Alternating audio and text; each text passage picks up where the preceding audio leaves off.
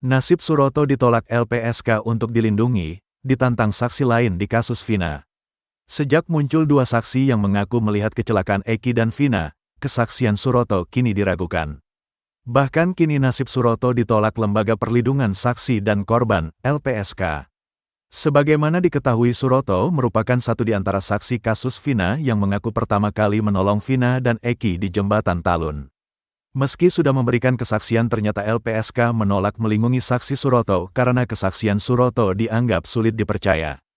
Hal itu lantaran kesaksian Suroto dinilai tidak konsisten atau berubah-ubah. Terlebih kini, muncul dua saksi lain yang membantah kesaksian Suroto tersebut. Saat menjelaskan kondisi Vina dan Eki, beberapa di antaranya dibantah oleh saksi lain. Sebab selain Suroto, saksi lain ada yang mengaku mendatangi TKP sebelum Suroto datang. Seperti saksi Adi asal Kudus yang mengaku melihat kecelakaan ketika melintasi TKP itu. Wakil Ketua LPSK Sri Suparyati menjelaskan bahwa pihak LPSK mengaku sudah melakukan wawancara dengan yang bersangkutan. Namun pada wawancara pertama, Suroto belum mengajukan permintaan perlindungan ke LPSK. Kemudian Suroto mengajukan perlindungan ke LPSK. Selanjutnya LPSK pun kembali melakukan wawancara yang kedua. Permohonan itu masuk pada saat Polda sudah melakukan proses pemeriksaan Pegi Setiawan, katanya dikutip dari TV One, Senin, tanggal 12 Agustus tahun 2024. Selain menelaah dari wawancara, LPSK juga menelaah dari putusan pengadilan. Hal ini dilakukan untuk melihat konsistensi dan juga kesesuaian dari kesaksian yang diberikan oleh Park Suroto. Kami memang menemukan ada beberapa yang kami melihat tidak konsisten dan tidak sesuai, katanya. Pada saat wawancara kedua LPSK, Suroto sudah ramuk masuk di berbagai media. Pada wawancara keduanya itu, LPSK melihat Suroto sepertinya membutuhkan keamanan. Namun Suroto kurang kooperatif dan melakukan sesuai keinginan pribadi. Dari pertimbangan-pertimbangan material dan juga formil, maka kami kemudian mengambil keputusan untuk menolak permohonan perlindungan yang diajukan oleh Napak Suroyo, kata Sri Suparyati. Status baru Rudiana usai diperiksa Bareskrim atas kasus Vina Cirebon. Setelah diperiksa Mabes Polri soal kasus Vina Cirebon, Ibtu Rudiana dikabarkan memiliki status baru. Status baru ini bisa membuat kuasa hukum para terpidana sumringah. Laporan dugaan kesaksian palsu dan penyiksaan oleh Ibtu Rudiana itu dikabarkan sudah naik menjadi penyelidikan. Namun peningkatan status laporan itu langsung dibantah kuasa hukum Ibtu Rudiana. Bareskrim Polri mengumumkan status baru Ibtu Rudiana usai diperiksa Propam. Diketahui, Ibtu Rudiana sempat dikabarkan memenuhi panggilan tim khusus Kapolri Jenderal Listio Sigit Prabowo 3 malam soal kasus Vina. Kini kuasa hukum terpidana sumringah karena upaya hukumnya sudah naik tahap.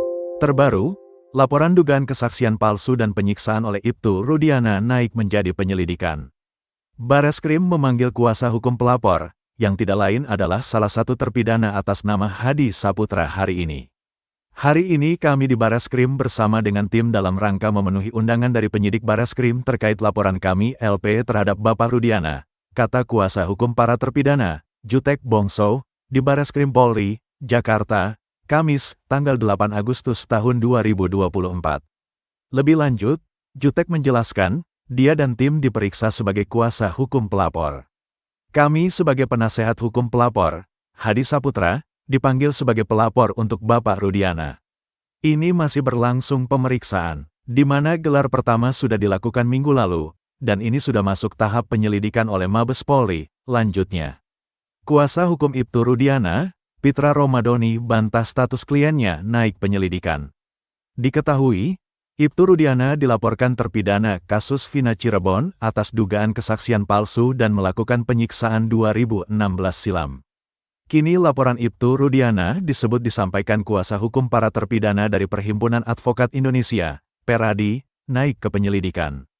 Menanggapi hal itu, Pitra Romadoni dengan tegas membantah status baru Ibtu Rudiana. Menurut Pitra, jika status laporan naik menjadi penyelidikan, dia sebagai terlapor harusnya mendapat surat dari Bareskrim. Namun hingga saat ini belum ada pemanggilan. Enggak ada pemanggilan sampai sejauh ini, kata Pitra saat dihubungi Tribun Jakarta, Sabtu, tanggal 10 Agustus tahun 2024. Menaikkan penyelidikan juga gak ada. Seharusnya kan kalau memang itu dinaikkan ke penyelidikan itu suratnya ditembuskan kepada kita, jelasnya. Kendati begitu, Pitra memastikan kuasa hukum terpidana kasus Vina, dalam hal ini yang melaporkan adalah Hadi Saputra, hanya asal klaim.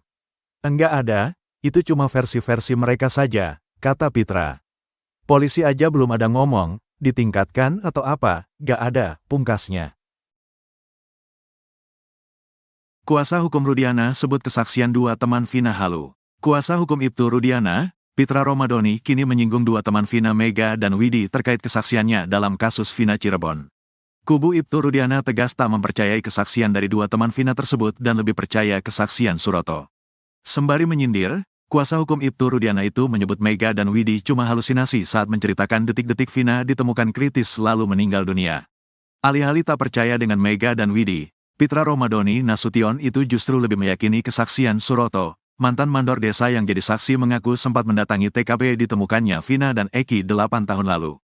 Seperti diketahui, Suroto sempat bersaksi bahwa dialah yang pertama melihat kondisi jasad Eki dan Vina yang kritis di jembatan Talun sebelum pihak kepolisian datang. Karena kesaksian Suroto itulah, kasus Vina dan Eki diyakini sebagai pembunuhan, bukan kecelakaan. Waktu itu menunjukkan pukul 10 malam. Saya sebagai mandor desa karena rutin keliling di wilayah Talun, saya sampai di jembatan itu di situ udah ada banyak pengguna jalan pada berhenti dan melihat korban tergeletak di situ. Saya menanyakan, ini kenapa Pak, ini kecelakaan, tidak ada yang menolong, kata Suroto dalam YouTube Kang Deddy Mulyadi Juni tahun 2024. Namun belakangan, kesaksian Suroto diragukan oleh berbagai pihak. Salah satu yang meragukan cerita Suroto adalah mantan Kabareskrim Komjen Pol Purn Susno Duaji. Susno tegas menyebut Suroto mengurai cerita bohong soal kasus Vina. Banyak saksi-saksi yang enggak jelas, berbohong, termasuk Suroto. Yang dulu saya puji-puji bagus ternyata bohong juga Suroto, ujar Susno Duaji. Yang pertama menemukan justru orang yang melapor pada Polsek kan gitu. Jadi banyak saksi ngaku-ngaku yang pertama ngaku-ngaku hebat tapi bohong juga, sambungnya. Beda dengan cerita Mega dan Widi selaras dengan keraguan Susno Duaji atas keterangan Suroto. Belakangan dua sahabat Vina, Mega dan Widi mengurai kisah mengejutkan. Bak menjawab keraguan Susno Duaji, Mega dan Widi mengungkap percakapan terakhirnya dengan mendiang Vina. Berbeda dengan Suroto, Widi justru mengaku masih berkomunikasi dengan Vina pukul 22 WIB. Padahal sebelumnya diakui Suroto, ia menemukan jasad Eki dan Vina dalam kondisi kritis di jembatan Talun sekira pukul 22 WIB. Almarhum Vina SMS dulu, kamu ada di mana, mau ikut main nggak? Kata Widi. Ajakan dari Vina itu pun tak digubris oleh Widi. Widi ogah keluar malam-malam karena takut dimarahi pacarnya. Hingga akhirnya pada pukul 22.15 WIB, Widi mengaku sempat ditelepon Vina. Vina pas nelepon saya benar-benar seneng banget, banyak gerombolan lagi ketawa, terus ada suara motor, akui Widi.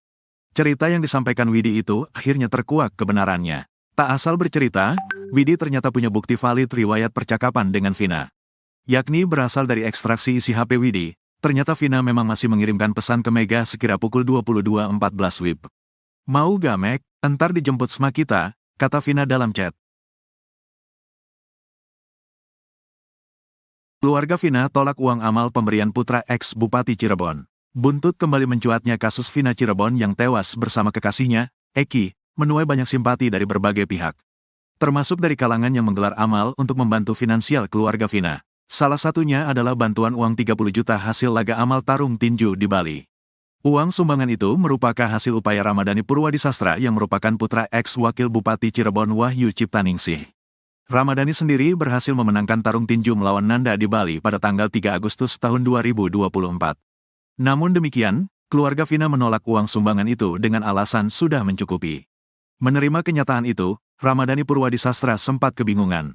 Ia pun menyerahkan uang itu ke sebuah panti asuhan di Bali. Ramadhani mengungkapkan bahwa penolakan uang sumbangan itu saat dirinya dan keluarga berkunjung ke kediaman keluarga Vina. Keluarganya menolak katanya sudah cukup, dan gak usah repot-repot. Dia, keluarga Vina, gak suka kalau dibantu dengan cara dari boxing, jadi menolak, kata Ramadhani kepada Tribun Jakarta, Jumat, tanggal 9 Agustus tahun 2024. Meski Ramadhani mengaku sudah menjelaskan bahwa setengah dari uang itu adalah uang pribadinya, keluarga Vina tetap kekeh menolaknya. Ia ditolak semua, minta dibantu kasusnya agar cepat selesai saja, jelasnya. Oleh sebab itu, Ramdhani mencoba mengalihkan uang tersebut kepada yang membutuhkan. Kita alihkan ke yang membutuhkan di Bali. Ke panti asuhan, jelasnya. Meski demikian, Ramadhani tak menampik jika awalnya dia merasa bingung akan dikemanakan uang tersebut. Sebab ia tak memiliki plan B atau rencana lain. Bingung juga, daripada uangnya kepake mending saya alokasikan ke tempat yang membutuhkan juga, pungkasnya. Diketahui, Ramadhani ikut terseret kasus Vina Cirebon lantaran namanya mirip dengan satu DPO yakni Dani. Padahal dua DPO atas nama Andi dan Dani disebut polisi fiktif, namun ia kadung dibully dan dirujak abis netizen meski saat peristiwa pembunuhan itu terjadi, usia Ramadhani baru menginjak 11 tahun. Bahkan dirinya sampai diteriaki pembunuh ketika keluar rumah. Guna membuktikan ketidakterlibatannya, Ramadhani sering membantah dan akhirnya mengadakan laga amal ini dengan hasil yang akan diberikan untuk keluarga Vina Cirebon. Namun, keluarga Vina justru menolak menerima uang yang diberikan oleh Ramadhani usai memenangkan pertandingan tinju. Melalui unggahan di Instagram pribadinya, Ramadhani mengaku memenangkan pertandingan boxing tersebut dengan hasil menang KO di ronde pertama.